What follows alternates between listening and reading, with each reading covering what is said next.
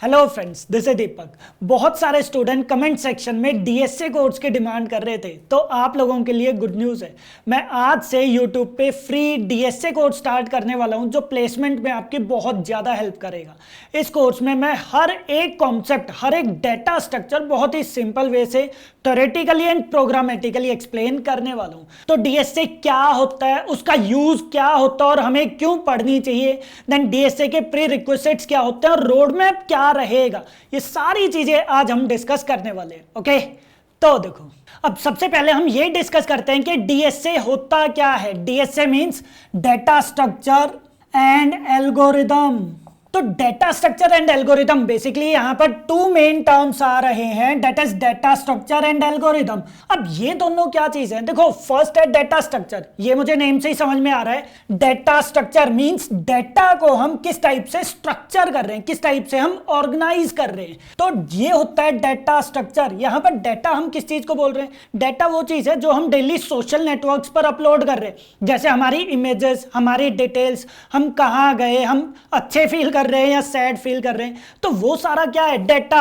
या फिर e commerce platform पर जो आइटम्स आ गए, जो इमेजेस आ गई, वो सारी चीजें क्या है, डेटा। कौन सा आइटम हमने कब परचेज किया, तो वो सारा का सारा क्या है, that is data. And structure का क्या मतलब है कि हम उसको किस टाइप से ऑर्गेनाइज या फिर स्टोर करते हैं। तो ये होता है हमारे पास data structure, that is how we store and organise data. हम डेटा को किस टाइप से ऑर्गेनाइज कर रहे हैं, किस टाइप से हम स्टोर कर रहे हैं, that is known as data structure. And algorithm, algorithm क्या होता है, एल्गोरिदम स्टेप बाय स्टेप एक प्रोसेस होता है जिसके थ्रू हम किसी भी प्रॉब्लम को रिजॉल्व करते हैं। पहले यहां पर लिख देता हूं मैं, दैट इज एल्गोरिदम क्या होता है, that is step by step process to solve any particular problem. But यहां पर एक पॉइंट का और ध्यान रखना है कि हर एक प्रॉब्लम को सॉल्व करने के लिए बहुत सारे वेज भी होते हैं। तो कौन सा एफिशिएंट वे आप लोग चूज करते हो, कौन सा बेस्ट एल्गोरिदम आप लोग चूज करते हो, ये भी आप लोगों को ध्यान रखना है। तो step by step process to solve any particular problem efficiently, that is known as algorithm. तो ध्यान रखना, एल्गोरिदम कुछ नहीं है। एल्गोरिदम का अगर आप सिंपल रियल वर्ल्ड एग्जांपल करोगे, जैसे हमें एटीएम से पैसे निकालने, तो उसके लिए आप एक एल्गोरिदम फॉलो करोगे। आप कार्ड लेकर जाओगे, एटीएम के अंदर इंसर्ट करोगे, पिन कोड आप एंटर करोगे, अमाउंट चूज करके ओके प्रेस कर दोगे, देन आपका कैश आ जाएगा, आप उसे लोगे और एटीएम जो है वो निकाल लोगे। तो ये भी क्या है, ये भी तो एक एल्गोरिदम ही है, जो आप step by step process follow कर रहे हो ताकि आपको कैश जो है वो आप विड्रॉ कर सको, एटीएम से कैश विड्रॉ कर सको। तो वही एल्गोरिदम है। रियल वर्ल्ड में आप लोग डे बाय डे एल्गोरिदम को बहुत ज्यादा इंप्लीमेंट करते हो, बट हर एक प्रॉब्लम को सॉल्व करने के लिए बहुत सारे वेज है। तो आप लोगों को हमेशा बेस्ट एल्गोरिदम ही चूज करना है, ये चीज का ध्यान रखना, right. So data structure and algorithm क्या हो गया, डेटा स्ट्रक्चर का मतलब हो गया है कि हम डेटा को किस टाइप से स्टोर कर रहे हैं। किस टाइप से का क्या मतलब है, जैसे अगर मैं बात करूं एरेज, एरेज के अंदर बेसिकली हम इंडेक्स पोजीशन के बेसिस पर डाटा स्टोर करते हैं, या फिर लिंक्ड लिस्ट, लिंक लिस्ट के अंदर बेसिकली हम पॉइंटर्स का यूज कर देते हैं जो हर एक नेक्स्ट एलिमेंट को पॉइंट करेगा। पॉइंटर या फिर एड्रेस भी बोल सकते हैं हम इसको, राइट। तो लिंक लिस्ट के केस में हम हर एक एलिमेंट को पॉइंट करवाते हैं, हर एक नेक्स्ट एलिमेंट को एड्रेस या फिर पॉइंटर्स के थ्रू पॉइंट करवाते हैं। देन हैश मैप या फिर हैश टेबल हो गया, जिसके अंदर हम की वैल्यू पेयर की फॉर्म में डेटा स्टोर करते हैं। और इसके अंदर भी अगर हम बात करें तो हैशिंग टेक्निक का यूज होता है। देन अगर हम लोग बात करें ट्री की, तो ट्री के अंदर हम डेटा हियरार्किकल टाइप से स्टोर करते हैं, या फिर बोल सकते हो parent child relation, parent child relation में हम डेटा को स्टोर करते हैं, राइट। तो इस टाइप से हमारे पास बहुत सारे डेटा स्ट्रक्चर्स आते हैं, जैसे array, linked list, hash map, hash table, trees, इस टाइप से बहुत सारे डेटा स्ट्रक्चर्स आ रहे हैं। तो आप डेटा को, इन डेटा स्ट्रक्चर्स के अंदर आप डेटा को किस टाइप से स्टोर कर रहे हो, किस टाइप से आप डेटा को ऑर्गेनाइज कर रहे हो, ताकि हम वहां से डेटा को एफिशिएंटली रिट्रीव कर सकें, एलिमेंट्स को इजीली हम लोग सर्च कर सकें, तो वो क्या है, that is data structure. So I hope पता चल गया होगा कि डेटा स्ट्रक्चर का सिंपल मीनिंग होता है डेटा को स्टोर एंड ऑर्गेनाइज करना। हमारे पास बहुत सारे डेटा स्ट्रक्चर्स हैं, कौन कौन से टाइप्स हैं वो मैं अभी आपको बताने वाला हूं, बट हमारे पास बहुत सारे डेटा स्ट्रक्चर्स हैं। हर एक डेटा स्ट्रक्चर के अंदर हम कुछ अलग वे से डेटा को स्टोर कर सकते हैं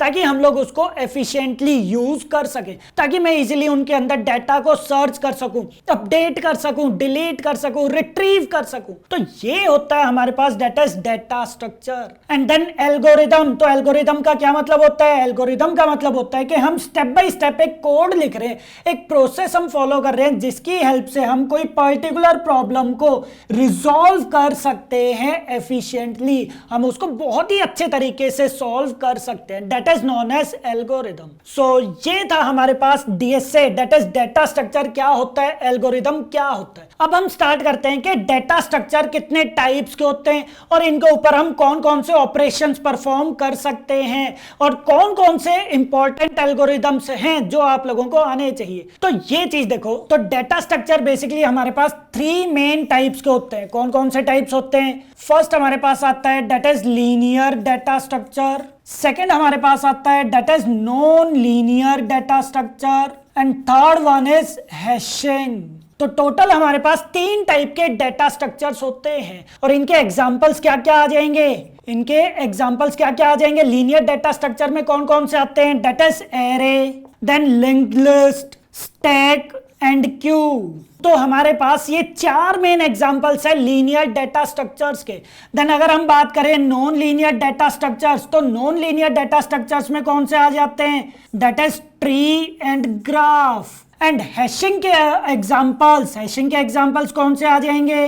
that is hash map and hash table. तो बेसिकली डेटा स्ट्रक्चर 3 टाइप के हो गए, linear data structure, non linear data structure and hashing data structure. Linear data structure के अंदर एलिमेंट्स जो है, ध्यान रखना, एलिमेंट्स जो है वो लीनियरली या फिर सीक्वेंशियली स्टोर होते हैं। अगर मैं लीनियर डेटा स्ट्रक्चर की बात करूं तो यहां पर एलिमेंट्स जो है वो लीनियर ऑर्डर में या फिर सीक्वेंशियली डेटा स्टोर होता है, चाहे वो एरे हो, लिंक्ड लिस्ट, स्टैक या क्यू, वो लीनियर ऑर्डर में डेटा को स्टोर करता है। Then non linear data structure वो सीक्वेंशियली डेटा को स्टोर नहीं करता, ध्यान रखना, वो हियरार्किकल ऑर्डर में डेटा को स्टोर करता है।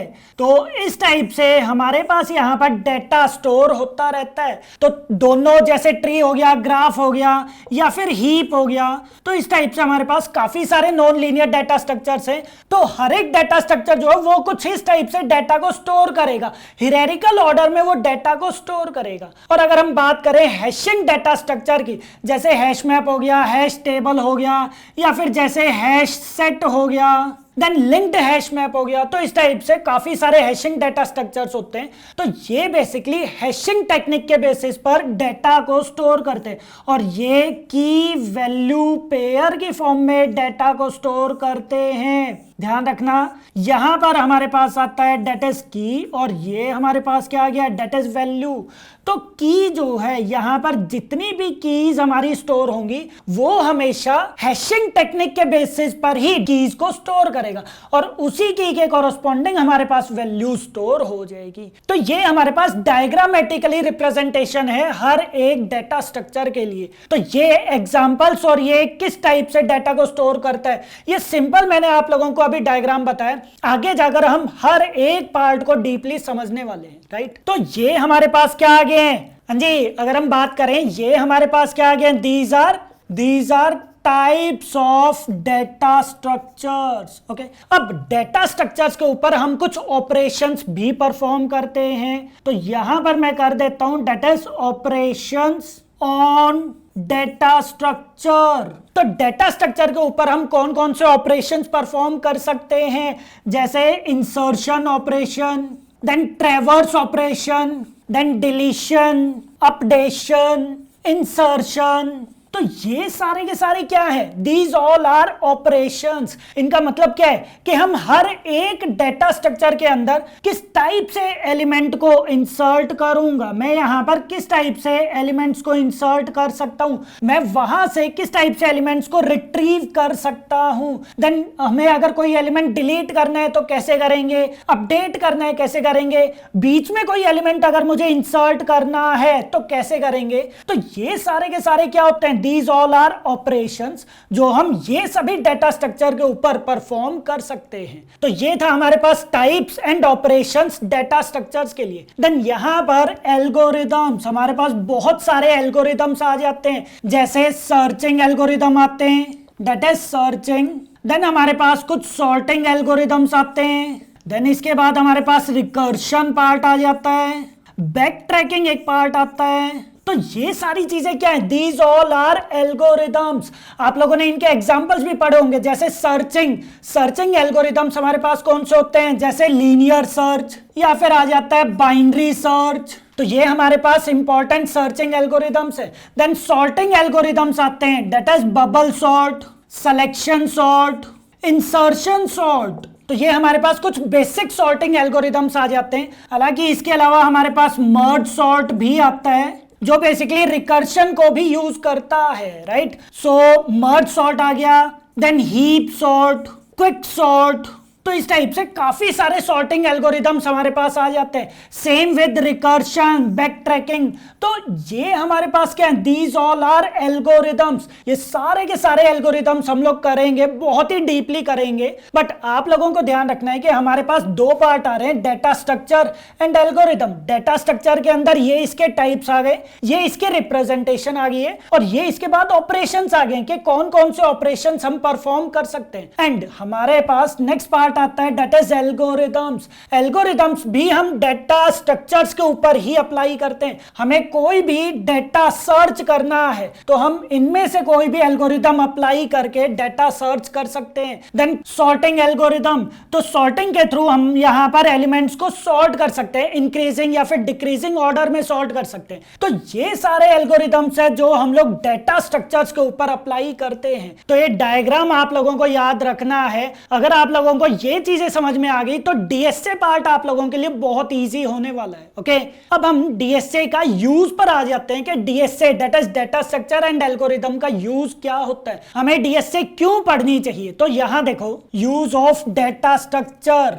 देखो, डेटा स्ट्रक्चर जो है वो रियल वर्ल्ड एप्लीकेशन में बहुत ज्यादा यूज होती है। जैसे अमेजॉन एप्लीकेशन है तो वहां पर कितने सारे आइटम्स है, लैक्स ऑफ आइटम्स है, और मैं अगर पर्टिकुलर कुछ आइटम सर्च करता हूं, जैसे मैंने हेडफोन सर्च किए या ब्लूटूथ हेडफोन सर्च किए, तो उसी टाइम मेरे पास हेडफोन्स की लिस्ट आ जाती है। तो ये लिस्ट इतनी जल्दी लोड होती है डेटाबेस से, इतनी जल्दी आप लोगों को डिस्प्ले होती है कि आप लोगों को वेट भी नहीं करना पड़ता। माइक्रो सेकंड के अंदर हमारे पास लिस्ट जो है वो जनरेट हो जाती है। तो ये क्या है, ये हम लोग डेटा स्ट्रक्चर्स के थ्रू एल्गोरिदम अप्लाई करके बहुत ही जल्दी सर्च कर रहे हैं, आइटम्स को डिस्प्ले करवा रहे। तो यहां पर हमारे पास डीएसए यूज हो रहा है। या फिर जैसे सोशल नेटवर्किंग साइट्स आप लोग चलाते हो, कोई भी न्यूज एप्लीकेशन आप लोग चलाते हो, तो एक के बाद एक हमारे पास न्यूज आती रहती है या फिर पोस्ट आती रहती है। तो इतनी जल्दी कैसे आ जाती है, वो इतनी जल्दी डेटाबेस से लोड कैसे होती है, because of DSA, because of data structure and algorithms. तो ध्यान रखना, डीएसए के थ्रू, डीएसए के बहुत सारे यूज हैं, डीएसए के थ्रू हम लोग हमेशा डेटा को एफिशिएंट वे से स्टोर कर सकते हैं। So store the data efficiently. Then next use क्या आ जाता है कि डीएसए का यूज करके हम हमारी एप्लीकेशंस को फास्ट बना सकते हैं, बहुत ही जल्दी रिस्पॉन्सिव बना सकते हैं। तो मैं यहां पर बोल सकता हूं that is applications are faster. हमारी एप्लीकेशंस जो है वो बहुत ज्यादा फास्ट काम करना स्टार्ट कर देती हैं। बहुत ही हमारी एप्लीकेशन की बहुत ही अच्छी स्पेस एंड टाइम कॉम्प्लेक्सिटी हो जाती है, जिसकी वजह से एप्लीकेशंस जल्दी काम करती हैं। जो भी हम लोग सर्च कर रहे हैं, हम लोग आइटम्स को ऐड टू कार्ट कर रहे हैं, हम लोग एक के बाद एक पोस्ट देख रहे हैं, तो वो सारे ऑपरेशंस बहुत ही जल्दी परफॉर्म होने लग जाते हैं। किसकी हेल्प से, बिकॉज ऑफ डीएसए। देन हमारा कोड जो है वो ऑप्टिमाइज हो जाता है, दैट इज कोड ऑप्टिमाइजेशन। तो हमारा कोड ऑप्टिमाइज हो जाता है, स्पेस एंड टाइम कॉम्प्लेक्सिटी बहुत ही अच्छी हो जाती है अगर हम लोग डीएसए का अच्छे तरीके से यूज करते हैं तो ये इस टाइप से बहुत सारे यूजेस आते हैं डीएसए के। ध्यान रखना डीएसए जो है वो प्रोडक्ट बेस्ड कंपनीज में बहुत ज्यादा यूज होती है, जैसे अमेजॉन, फ्लिपकार्ट, गूगल, ये सारी क्या है, these all are product based companies. हालांकि कुछ सर्विस बेस्ड कंपनीज भी होती हैं जैसे इन्फोसिस, टीसीएस, विप्रो, ये किस टाइप की कंपनीज है, सर्विस बेस्ड कंपनीज है। तो इनके अंदर भी आज के दिन डीएसए बहुत ज्यादा पूछी जाती है। बट ध्यान रखना प्रोडक्ट बेस्ड कंपनीज में तो डीएसए का बहुत ज्यादा यूज होता है, क्योंकि बिना डीएसए इंप्लीमेंट किए हम हमारी एप्लीकेशन को फास्ट नहीं बना सकते, हम कोड को ऑप्टिमाइज नहीं बना सकते।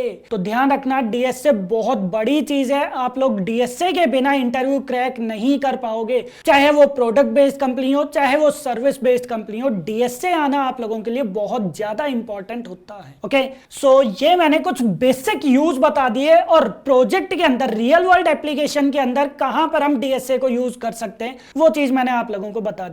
अब बात करते हैं कि डीएसए के प्री रिक्विजिट्स क्या होते हैं और उसका रोड मैप क्या होता है। तो प्री रिक्विजिट्स क्या होता है, सबसे पहले तो आप लोग ध्यान रखना, अगर आप लोग डीएसए सीखना स्टार्ट कर रहे हो तो आप लोग डीएसए किसके थ्रू कर रहे हो, जावा के थ्रू या फिर सी प्लस प्लस के थ्रू। तो जो भी टेक्नोलॉजी आप लोग यूज कर रहे हो, जो भी प्रोग्रामिंग लैंग्वेज आप लोग यूज कर रहे हो, उसके बेसिक चीजें, बेसिक कॉन्सेप्ट्स आप लोगों को पता होने चाहिए। जैसे हम जो कोर्स बना रहे हैं वो डीएसए यूजिंग जावा कर रहे हैं, तो जावा के बेसिक्स, जिसकी मैंने एक प्लेलिस्ट भी ऑलरेडी बना दी है यूट्यूब पर, एक बार आप लोग गो थ्रू जरूर कर लेना। इस प्लेलिस्ट के अंदर जितनी भी मैंने वीडियोस बनाई हुई हैं, अगर आपने वो पढ़ ली है तो आप लोग इजीली डेटा स्ट्रक्चर कर सकते हो, डेटा स्ट्रक्चर सीख सकते हो। सो प्री रिक्विजिट्स में यही आता है कि आप लोग किस टेक्नोलॉजी या फिर कौन सी प्रोग्रामिंग लैंग्वेज के थ्रू डीएसए कर रहे हो, उसके बेसिक्स आप लोगों को आने चाहिए। And then second part is road map, जो आप यहां पर इमेज के अंदर देख सकते हो। तो सबसे पहले तो हम डीएसए के अंदर बेसिक सीखते हैं कि डीएसए होता क्या है, कहां पर यूज होता है।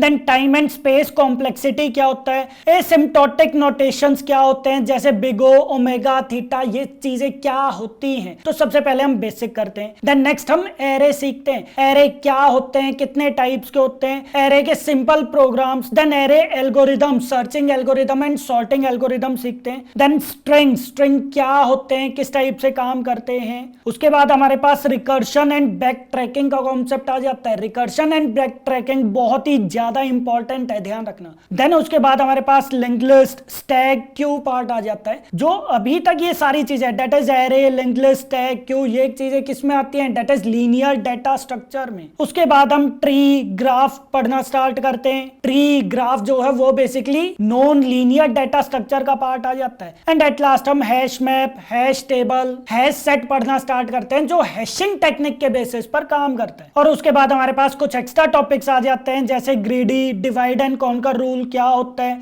Dynamic programming that is DP, ये भी इंटरव्यू के लिए बहुत ज्यादा इंपॉर्टेंट कॉन्सेप्ट है जो आप लोगों को पता होना चाहिए। तो अगर आप लोग डीएसए सीखना स्टार्ट कर रहे हो तो आप लोगों को ये वाला रोड मैप फॉलो करना है। इवन हम भी इस कोर्स के अंदर यही वाला रोड मैप फॉलो करने वाले हैं। आई होप आप लोगों को ये सारे टॉपिक समझ में आ गए होंगे। इन केस अगर आप लोगों को कोई भी डाउट है डीएसए से रिलेटेड तो आप लोग कमेंट के अंदर पूछ लेना और वीडियो को लाइक एंड शेयर जरूर करना, ताकि जल्दी से जल्दी मैं आप लोगों के लिए कोर्स कंप्लीट कर सकूं, जिससे आप लोगों की प्लेसमेंट में हेल्प हो जाए। Okay, thank you.